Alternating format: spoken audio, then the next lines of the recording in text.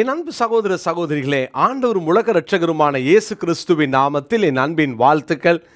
இந்த ஜூன் மாதம் 1 தேதி அன்று உங்களை சந்திப்பதில் நான் மகிழ்ச்சி அடைகிறேன். கர்த்தர் தாமே இந்த வருஷத்தினுடைய 6வது மாதமாகிய இந்த ஜூன் மாதத்திலும் தேவன் உங்களை ஆசிர்வதிப்பாராக. இந்த மாதத்தினுடைய எல்லா தேவைகளையும் சந்தித்து உங்களை ஆச்சரியமாக கர்த்தர் வழி நடத்துவாராக.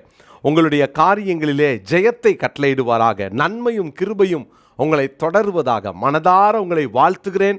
கர்த்தருடைய கிருபை உங்களையும் உங்கள் குடும்பத்தையும் தாங்கட்டும் என்று உங்களுக்காக நான் ஜெபிக்கிறேன். பிரியமானவர்களே, இந்த நாளிலும் யோவான் சுவிசேஷம் 1ஆம் அதிகாரம் 26வது வசனத்தை நான் வாசிக்கிறேன். யோவான் 1:26. யோவான் அவர்களுக்கு பிரதியுத்தரமாக, நான் ஜலத்தினாலே ஞானஸ்நானம் கொடுக்கிறேன், நீங்கள் அறியாதிருக்கிற ஒருவர் உங்கள் நடுவில் நிற்கிறார்.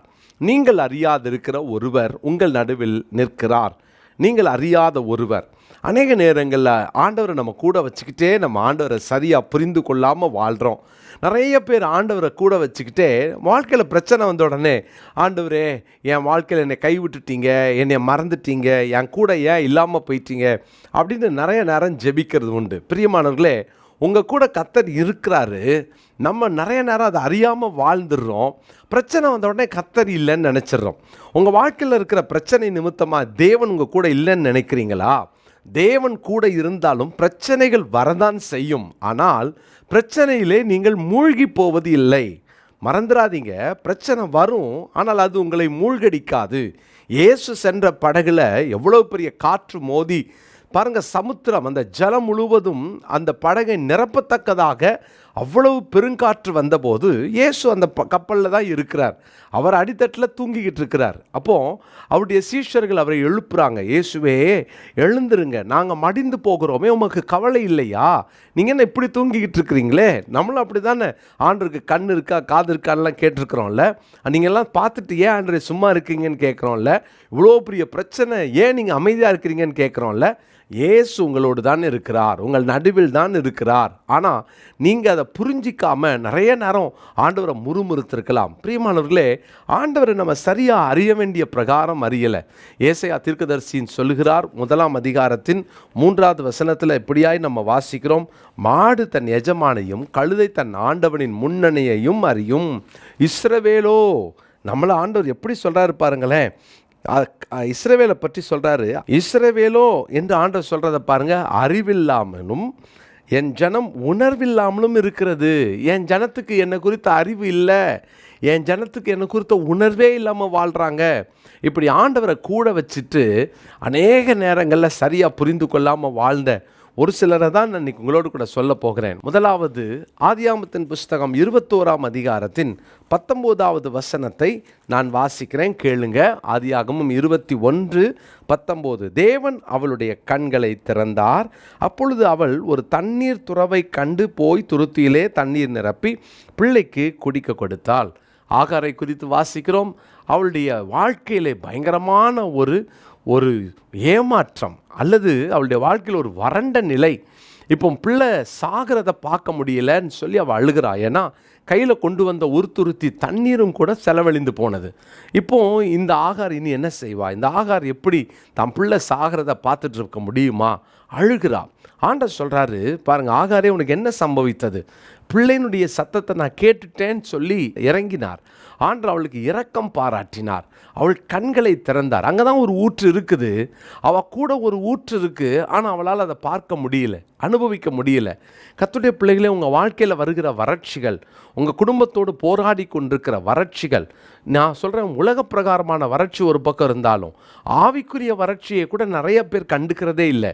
ஜெபிக்க முடியாமல், வேதம் வாசிக்க முடியாமல், ஆண்டவருக்காக எந்த ஊழியத்தையும் செய்ய முடியாமல், நீங்கள் ஆலயத்துக்கு போக விருப்பம் இல்லாமல், இதெல்லாம் ஆவிக்குரிய வறட்சிகள்.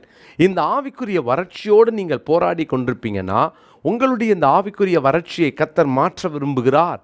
பிரியமானவர்களே, உங்களுடைய வறண்ட நிலையை மாற்றுவதற்கு இயேசு என்ற அந்த ஜீவ ஊற்று உங்கள் கூட தான் இருக்கிறார் என்பதை நீங்கள் மறந்துடாதீங்க. வேதத்தில் எரேமியா 2ஆம் அதிகாரம் 13ஆம் வசனத்தில் கர்த்தர் சொல்லுகிறார் பாருங்க, என் ஜனங்கள் 2 தீமைகளை செய்தார்கள்.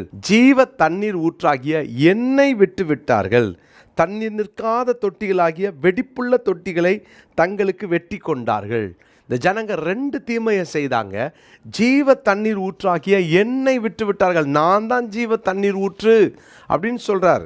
இன்னொரு வசனத்தை பாருங்களேன். எரேமியா 17ஆம் அதிகாரம் 13வது வசனத்தை நான் வாசிக்கிறேன். 17ஆம் அதிகாரம் 13வது வசனம். இஸ்ரவேலின் நம்பிக்கையாகிய கர்த்தாவே, உம்மை விட்டு விலகுகிற யாவரும் வெட்கப்படுவார்கள். அவர்கள் ஜீவனுள்ள தண்ணீரின் ஊற்றாகிய கர்த்தரை விட்டு விலகி போனபடியால் உம்மை விட்டு அகன்று போகிறவர்களின் பெயர் புழுதியில் எழுதப்படும். பாருங்க, எரேமியா சொல்றாரு, ஜீவ தண்ணீராகிய உம்மை, ஊற்றாகிய உம்மை விட்டு விட்டார்கள். பிரியமானவர்களே, கர்த்தரை நீங்கள் விட்டுட்டீங்களா? ஆண்டவர் உங்களுக்கு அருகில் தான் இருக்கிறார். ஏன் வறட்சி? இன்னும் அந்த ஜீவ தண்ணீர் ஊற்றை அறியாமல் வாழ்கிறோம். இந்த ஜீவ தண்ணீராகிய ஊற்றாகிய அவரை நீங்கள் அறிந்து கொள்ளுங்கள். அவர் உங்கள் வாழ்க்கையை மாற்றி அமைப்பார், செழிப்பாக்குவார். தேவன் உங்களுக்கு வாழ்க்கையில் பெரிய காரியத்தை செய்வார். பிரியமான தேவனுடைய பிள்ளைகளே, இன்றைக்கு நிறைய நேரம் ஆகாரம் போல் நம்ம கண்கள் அடைக்கப்பட்ட நிலையில் உட்காந்து அழுதுகிட்டு தான் இருக்கிறோம். ஆனால் கொஞ்சம் தேவன் உங்கள் கண்ணை திறக்கணும்னு ஜெபம் பண்ணுங்க. கர்த்தர் உங்கள் கண்களை திறப்பாராக. அங்கே ஊற்று இருக்கிறது. உங்கள் வாழ்க்கையில் ஒரு ஊற்று இருக்கிறது. இன்றைக்கும் உங்களுடைய தாகத்தை தீர்க்கிற ஒரு ஊற்று இருக்கிறது. சமாரிய பெண்ணின் தாகத்தை தீர்த்தார் இல்லையா? இயேசுவை கூட வச்சுக்கிட்டே சமாரிய பெண்ணுக்கு இயேசுவை ஒரு மத தலைவராகவும் ஒரு தீர்க்கதரிசியாக தான் பார்த்தாலே தவிர இயேசுவை மேசியாவாக பார்க்கல. இப்போ இயேசுவை மேசியாவாக பார்த்ததுனால தான் அவள் வாழ்க்கையில் ஒரு பெரிய மாற்றத்தை அனுபவித்தாள். பிரியமானவர்களே, இன்றைக்கும் உங்கள் வாழ்க்கையோடு இருக்கிற எல்லா வறண்ட நிலைமையும் கர்த்தர் மாற்றி இந்த மாதம் உங்கள் வாழ்க்கையில் இருக்கிற வறட்சிகளை கர்த்தர் நீக்கி உங்களுக்கு நல்ல நன்மைகளையும் ஆசீர்வாதங்களையும் அவர் கட்டளையிடுவாராக. கிருபையினால் உங்களை நிரப்புவாராக. ஆண்டவர் உங்கள் நடுவில் இருக்கிறார். அவர் ஊற்றாய் இருக்கிறார். அவர் உங்கள் தாகத்தை தீர்ப்பார், வறட்சியை மாற்றுவார். நீங்கள் பிறருக்கு ஆசீர்வாதமாக இருக்கும்படி உங்களை ஆசீர்வதிப்பார். ஜெபிக்கலாமா? நல்ல தகப்பனே, இந்த ஜூன் மாதத்தில் உங்கள் பிள்ளைங்க, நான் வறண்ட நிலையில் இருக்கிறேனே, இவ்வளோ கமிட்மெண்ட்ஸ் இருக்குதே, நான் யார்கிட்ட போவேன், எங்கே போவேன்னு கண்ணீரோடு இருக்கிற உடைய பிள்ளைகளுக்கு தேவன் இரக்கம் பாராட்டும், உதவி செய்யும். உடைய பிள்ளைகளுடைய வறண்ட நிலையை மாற்றும்படி ஆண்டவரே, ஜீவ தண்ணீர் ஊற்றாய் எங்களோடு கூட நீர் இருக்கிறபடினால் உமக்கு ஸ்தோத்திரம். இந்த ஊற்று ஆண்டவரே ஒரு நாளும் வற்றாத ஒரு ஊற்று ஆண்டவரே, ஜீவ காலமெல்லாம் ஆண்டவரே சுரக்கிற அந்த ஊற்று ஆண்டவரே, எங்கள் தாகத்தை தீர்க்கிற அந்த ஊற்று, இன்னைக்கே அந்த ஊற்றை உடைய பிள்ளைகள் கண்டுபிடிக்கட்டும். ஒவ்வொரு நாளும் ஆண்டவரே அந்த ஊற்றிலிருந்து தண்ணீர் பருகட்டும். அந்த ஊற்று தங்களுடைய வாழ்க்கையின் வறட்சிக்கு அதுதான் தீர்வு என்பதை புரிந்து கொள்ளட்டும். இயேசுவாகிய உம்மை ஆண்டவரே, ஜீவ தண்ணீர் ஊற்றாகிய உம்மை ஒரு நாளும் உடைய பிள்ளைகள் இழந்துடக்கூடாது. எப்போதும் அந்த ஊற்றோடு வாழ உதவி செய்யுங்க. ஆண்டவருடைய கிருபை தொடர்ந்து இந்த மாதம் உடைய பிள்ளைகளை தாங்கட்டும். தேவைகளை சந்தியும். ஆண்டவரே, உடைய பிள்ளைகளுடைய எல்லா தேவைகளிலும் உடைய கரம் இருக்கட்டும். படிக்கிற பிள்ளைகளுக்கு ஃபீஸ் கட்டணுமே, அதனுடைய தேவைகளை சந்தியும். இந்த மாதத்தில் உடைய பிள்ளைகளுடைய போக்கையும் வரத்தையும் ஆசீர்வதியும். நன்மையும் கிருபையும் இந்த குடும்பங்களை தொடரட்டும். உயர்ந்த ஸ்தானங்களில் உடைய பிள்ளைகளை அமர பண்ணும். கர்த்தர் நன்மையானவைகளை கட்டளையிட்டு ஆசீர்வதிக்கும்படி நான் ஜெபிக்கிறேன். நீர் அப்படி செய்வதற்காக உமக்கு ஸ்தோத்திரம்.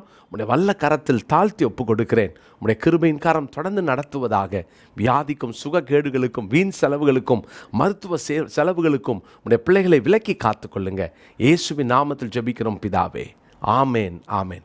இந்த நாளினுடைய மனப்பாட வசனத்தை குறித்து கொள்ளுங்கள். எரேமியா தீர்க்கதரிசன புஸ்தகம் 2ஆம் அதிகாரம் 13வது வசனம். எரேமியா 2ஆம் அதிகாரத்தின் 13வது வசனம்.